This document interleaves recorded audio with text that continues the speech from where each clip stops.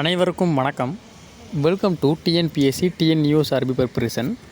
நம்ம மெட்ராஸ் உயர்நீதிமன்றம் சார்பாக வெளியிடப்பட்ட அந்த காலி பணியிடங்களுக்கான அந்த தேர்வுக்கான முக்கியமான கேள்விகள் நம்ம பார்த்துட்ருக்குறோம். அந்த வகையில் பார்த்திங்க அப்படின்னா இன்றைக்கி பார்த்திங்க அப்படின்னா நம்ம முக்கியமான ஒரு 25 பொது அறிவு கேள்விகள் தான் பார்க்க போகிறோம். ஸோ பொது அறிவு கேள்விகளை பொறுத்த வரைக்கும் பார்த்திங்கன்னா ரொம்ப எளிமையாக தான் இருக்கும்.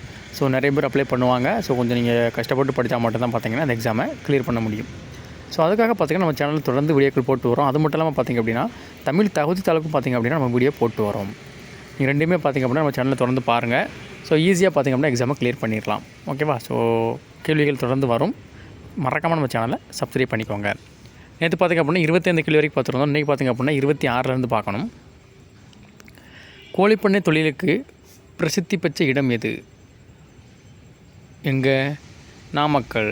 ஸோ அதாவது கோழிப்பண்ணை அப்படிங்கிறது பார்த்திங்கன்னா கரிய கோழியாக இருக்கட்டும், அடுத்து பார்த்திங்கன்னா முட்டை ரெண்டுமே இருக்குது. ரெண்டுமே பார்த்திங்க அப்படின்னா நாமக்கல்லில் பார்த்திங்கன்னா அதிகமாக உற்பத்தி பண்ணுவாங்க தமிழ்நாட்டை பொறுத்த வரைக்கும்.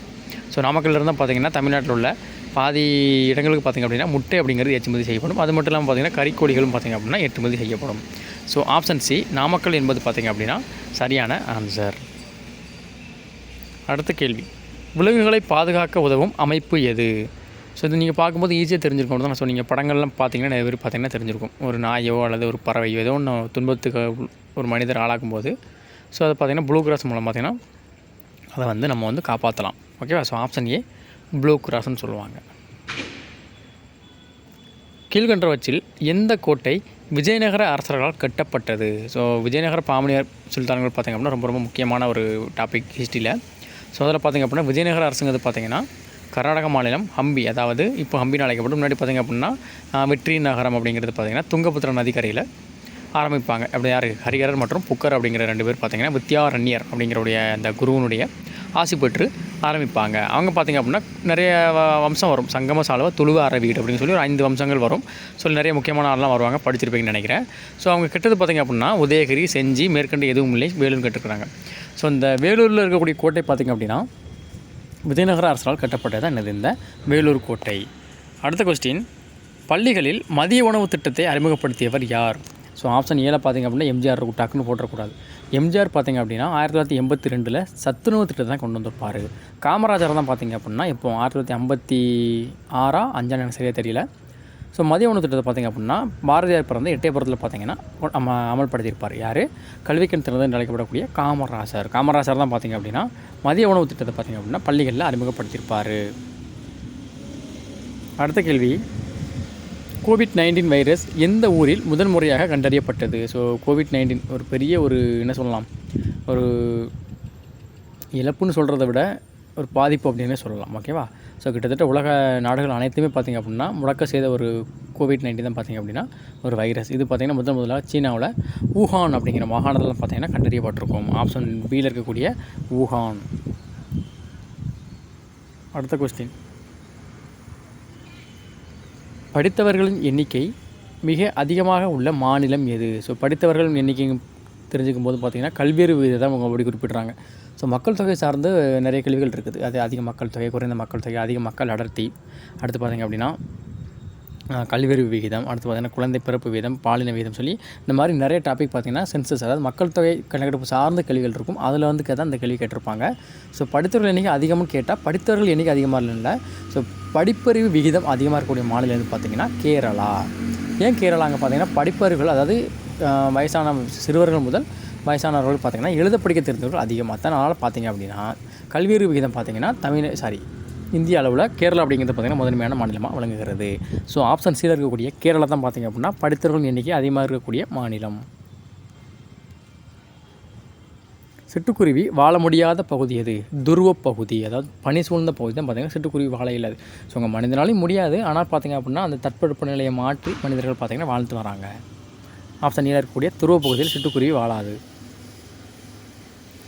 மனுநீதி சோழனிடம் நீதி கேட்டு வந்த விலங்கு. ஸோ அதாவது மனுநீதி சோழன் பார்த்திங்கன்னா முக்கியமான ஆள். அவர் பார்த்திங்க அப்படின்னா நீதி அப்படிங்கிறத எல்லாத்துக்கும் கிடைக்குன்னு சொல்லிட்டு பண்ணியிருப்பார். அவரோட மகன் அப்படிங்கிறது பார்த்திங்கன்னா தேரில், அதாவது இந்த நாட்டை சுற்றி பார்க்கும்போது பார்த்திங்கன்னா தேர் போவார். தேரில் போகும்போது பார்த்திங்கன்னா ஒரு பசுவினுடைய கன்று பார்த்திங்க அப்படின்னா இந்த தேரினுடைய சக்கரத்தில் அடிபட்டு செத்துரும், அது இறந்துடும். ஸோ அந்த பசு பார்த்திங்க அப்படின்னா உன்னுடைய மகனால் என்னுடைய கன்று, அதாவது தன்னுடைய மகன் இறந்துறான்னு சொல்லிட்டு மனுநீதி சோழன் கட்டிருக்கக்கூடிய இந்த மணியை போய் பார்த்திங்கன்னா வாயிட்டு கடிச்சு ஆட்டும். ஓகேவா? ஸோ அப்படி பார்க்கும்போது என்னென்ன ப்ராப்ளம் வந்து மனுஷன் கேட்கும்போது இந்த மாதிரி சம்பவம் சொன்ன உடனே தன் மகனையே பார்த்திங்க அப்படின்னா கொன்றுவார். பசு விலங்கு தான் பார்த்திங்க அப்படின்னா அந்த மனு நீதி கேட்டு சென்றிருக்கும். ஆப்ஷன் பியில் இருக்கக்கூடிய பசு. மஞ்சள் காமாலை நோய்க்கு சிறந்த மருந்து எது? ஸோ மஞ்சள் காமாலை பார்த்திங்க அப்படின்னா மேக்ஸிமம் குணப்படுத்தக்கூடிய மருந்து எதுன்னு கேட்டாலே என்னது தான்?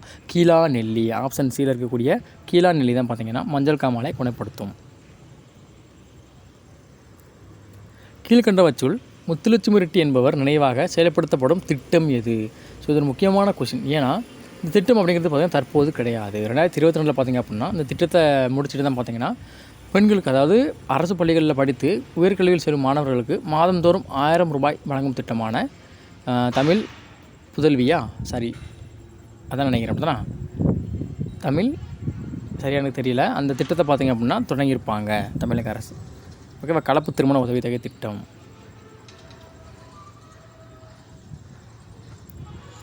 அடுத்து குறிஞ்சி என்பது டேஷன் கேட்குறாங்க. குறிஞ்சினா என்னது? மலையும் மலை சார்ந்த இடமும் தான் பார்த்திங்க அப்படின்னா குறிஞ்சி என்று அழைக்கப்படுகிறது. மணலும் மலர் சார்ந்த இடம் பார்த்திங்கன்னா பாலை, கடலும் கடல் சார்ந்த இடம் என்னது? நெய்தல். ஸோ ஆப்ஷன் பியில் இருக்கக்கூடிய மலையும் மலை சார்ந்த இடம் தான் பார்த்திங்க அப்படின்னா குறிஞ்சி என்று அழைக்கப்படுகிறது. அடுத்து சீரிழமை என்பதை பிரித்து எழுத கிடைப்பது பார்த்திங்க அப்படின்னா சிறுமை கூட்டல் இளமை, அதாவது இது பண்பு தொகை அப்படின்னா சீரிழமை அப்படிங்கிறது பார்த்திங்கன்னா ஒரு சொல், அதை பிரித்து எழுத சொல்லியிருக்காங்க. ஆப்ஷன் சியில் இருக்கக்கூடிய சீர்மை ப்ளஸ் இளமை தான் பார்த்திங்க அப்படின்னா கரெக்டான பிரிப்பு முறை. கீழ்கண்டவற்றில் எது சூரியனை குறிக்காது? ஆதவன் சூரியனை தான் குறிக்கும். ஞாயிறு பார்த்திங்கன்னா சூரியனை தான் குறிக்கும். பகலவன் அப்படின்னாலும் பார்த்திங்கன்னா சூரியனை தான் குறிக்கும். திங்கள் அப்படிங்கிறது பார்த்திங்கன்னா நிலவு அல்லது மாதம் அப்படிங்கிற 2 மீனிங்கில் வரும். ஓகேவா? ஸோ ஆப்ஷன் டியில் இருக்கக்கூடிய திங்கள் அப்படிங்கிறது தான் பார்த்திங்க அப்படின்னா சூரியனை குறிக்காத சொல்.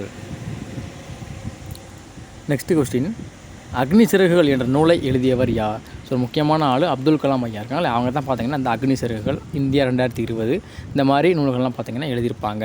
ஸோ ஆப்ஷன் ஏழு இருக்கக்கூடிய அப்துல் கலாம் ஐயா தான் பார்த்திங்கன்னா அக்னி சிறகுகள் என்ற நூலை எழுதியிருப்பாங்க.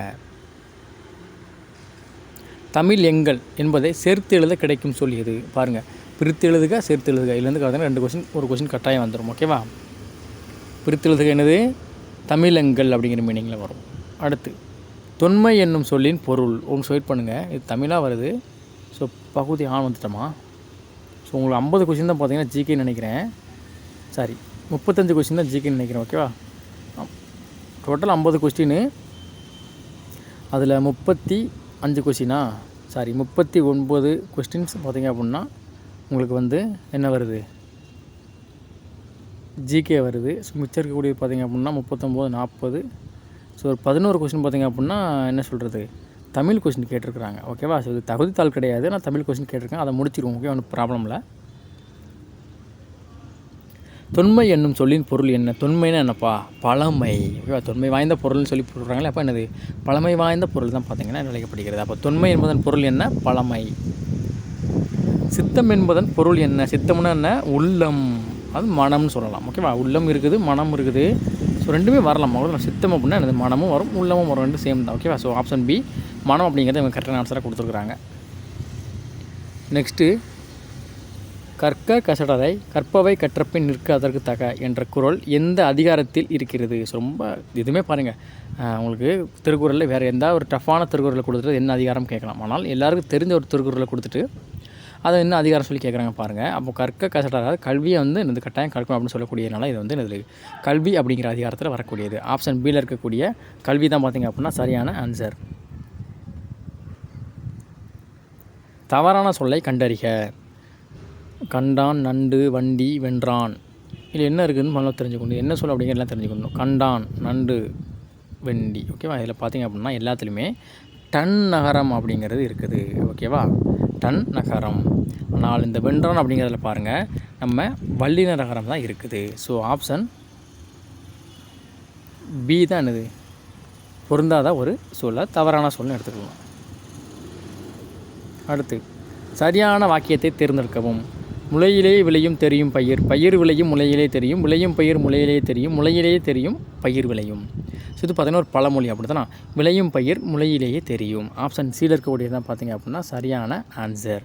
விளையும் பயிர் முளையிலேயே தெரியும். விருந்தினரின் முகம் எப்போது வாடும்? ஸோ இதெல்லாம் பார்த்தீங்கன்னா அடிக்கடி கேட்கக்கூடிய கொஸ்டின் தான். நம்ம முகம் மாறினால தான் பார்த்தீங்கன்னா விருந்தினருடைய முகம் மாடும். ஸோ நீங்கள் வந்து விருந்தினர் வீட்டுக்கு வராங்க, நீங்கள் அவங்களை சந்தோஷமாக வரவேற்றிங்கன்னா அவங்களும் சந்தோஷமாக வருவாங்க. ஸோ மூஞ்சி வந்து பார்த்தீங்கன்னா சோகமாகவோ அல்லது ஒரு கோபமாகவோ வச்சுட்டு நீங்கள் வரவேற்றிங்கன்னா அவங்களுடைய மூஞ்சியும் பார்த்தீங்கன்னா மாற வாய்ப்பு அதிகம். அவ்வளோதானா? ஸோ ஆப்ஷன் ஏழு இருக்கக்கூடிய நம் முகம் மாறினால் அப்படிங்கிறத பார்த்தீங்கன்னா இந்த கொஸ்டினுக்கு ஆன்சர். வீட்டு பயன்பாட்டிற்காக பொருள் வாங்குபவர் யார்? நுகர்வோர். அப்படி தான். நம்ம எல்லாருமே ஒரு நுகர்வோர் தான். நீங்கள் கடை வச்சுருந்தீங்கனாலும் நீங்களும் ஒரு நுகர்வோர் தான். ஏன்னா நீங்கள் வந்து பார்த்தீங்கன்னா உங்களுடைய கடை வியாபாரத்துக்கு பார்த்தீங்கன்னா உங்களுடைய மேல் உள்ள அந்த கடைகளுக்கு நீங்கள் வாங்குவீங்க. ஸோ உங்களிடம் பறந்து பார்த்தீங்கன்னா கஸ்டமர்ஸாக தான் நுகர்வோர் வந்து வாங்குவாங்க. ஸோ வீட்டு தேவைக்கு பொருள் வாங்குற ஒரு ஆள் பார்த்தீங்க அப்படின்னா நுகர்வோர் தான். ஓகேவா? நுகர்வோர் பாதுகாப்பு சட்டம் எந்த ஆண்டு எந்த இயற்றப்பட்டுன்னு சொல்லிட்டு யாரும் தெரிஞ்சால் கமெண்ட் பண்ணிட்டு போங்க. அது ஒரு ஜிகே கொஸ்டின் தான். காந்தியடிகளிடம் உடை அணிவதில் மாற்றத்தை ஏற்படுத்திய ஊர் எது? ஸோ காந்தியடிகள் பார்த்திங்க அப்படின்னா மதுரைக்கு வருவார் ஒன் டைம். அங்கே பார்த்திங்க அப்படின்னா சில விவசாயிகள் சட்டை போடாமல் பார்த்திங்க அப்படின்னா வயக்காட்டில் வேலை செஞ்சுட்டு இருப்பாங்க. அதை பார்த்த காந்தியடிகள் பார்த்திங்கன்னா ஏன் சட்டை போடாமல் இருக்காங்கன்னு சொல்லிட்டு கேட்கும்போது எங்களுக்கு வறுமை இந்த மாதிரி இருக்குன்னு சொல்லி அவங்க காரணம் சொல்லுவாங்க. அப்போ என்றைக்கு விவசாயிகள் பார்த்திங்க அப்படின்னா சட்டை போடுற வேலை பார்க்குறாங்களோ அன்றைக்கி நானும் சட்டை போடுறேன்னு சொல்லிட்டு ஒரு பெரிய மாற்றத்தை அவருடைய உடையில் ஒரு பெரிய மாற்றத்தை ஏற்படுத்திய ஊர் எதுன்னு கேட்டிங்கன்னா மதுரை. ஆப்ஷன் சி மதுரை தான் பார்த்திங்க அப்படின்னா அந்த காந்தியடிகளின் உடையில் ஒரு பெரிய தாக்கத்தையும் மாற்றத்தையும் ஏற்படுத்தும். அடுத்த கேள்வி, அன்னை தெரசாவுக்கு டேஸ்க்கான நோபல் பரிசு கிடைத்தது. ஸோ அன்னை தெரசா பார்த்திங்க அப்படின்னா இந்தியாவிலேருந்து அவங்க வந்து பார்த்திங்கன்னா ஒரு அயல்நாட்டு பெண்மணி. ஆனால் இந்தியாவில் வந்து பார்த்திங்கன்னா நோயாளிகளுக்கும் வயதானவங்களுக்கும் சேவை புரிஞ்சிருப்பாங்க. ஸோ அதுக்காக பார்த்திங்க அப்படின்னா அமைதிக்கான நோபல் பரிசை பார்த்திங்கன்னா நோபல் பரிசு அமைப்பு வழங்கியிருக்கும். ஆப்ஷன் டி அமைதி. இந்தியாவிலிருந்து அமைதிக்காக ஒரு நோபல் பரிசு பெற்ற முதல் பெண் யாருன்னு கேட்டால் இந்த அன்னை தெரசா அம்மையார் தான். ஓகே, அவங்க ஆனால் இந்திய பெண்மணி கிடையாது, அயல் நாட்டவர். லாஸ்ட் கொஸ்டின் பார்க்கலாமா? ஐம்பெரும் காப்பியங்களில் ஒன்று. குறுந்தொகை, பத்துப்பாட்டு, நற்றிணை இது எல்லாமே பார்த்திங்க அப்படின்னா சங்க இலக்கியங்கள் வரும். இந்த வளையாபதி அப்படிங்கிறதான் பார்த்திங்கன்னா ஐம்பெருங்காப்பியங்களில் ஒன்றாக இருக்கும். சிலப்பதிகாரம், மணிமேகலை, சிந்தாமணி, குண்டலகேசி, வளையாபதி தான் பார்த்திங்கன்னா ஐம்பெரும் காப்பியங்கள். அதில் ஒன்று தான் பார்த்திங்கன்னா வளையாபதி. இதற்கு ஆசிரியர் பெயர் தெரியாது. ஸோ ஆப்ஷன் டியில் இருக்கக்கூடிய வளையாபதி தான் பார்த்திங்கன்னா சரியான ஆன்சர். ஓகேவா? ஸோ உங்களுக்கு கிட்டத்தட்ட ஒரு 39 கேள்விகள் பார்த்திங்கன்னா ஜிகே கொஸ்டின், ஒரு 11 கொஸ்டின் பார்த்திங்க அப்படின்னா உங்களுக்கு தமிழ் கொஸ்டின் கொடுத்துருக்காங்க. இது பார்த்திங்க அப்படின்னா 2021 நடந்த என்னது எக்ஸாமினர் ரீடருக்கான அந்த தேர்வு கொஸ்டின் தான் இது. ஸோ இதில் இப்படி கொஸ்டின் கேட்டிருக்காங்க. இது பார்த்திங்கன்னா 2021 நடந்தது. ஆனால் 2022 பேட்டர்ன் மாறிடுச்சு. 50 கொஸ்டின் தமிழ் ப்ளஸ் 100 கொஸ்டின் பார்த்திங்க அப்படின்னா ஜிகே கொஸ்டினாக இருக்கும். ஓகேவா? அந்த 50ல் நீங்கள் வந்து தமிழ் தகுதித்தாளுக்கு இருக்கும். இந்த 100ங்கிறது பார்த்திங்கன்னா ஜென்ரல் நாலேஜ், மேக்ஸு, சைக்காலஜிலாம் சேர்ந்து இருக்கும். ஸோ தான் பார்த்திங்கன்னா கொஸ்டின் டைப். ஓகேவா?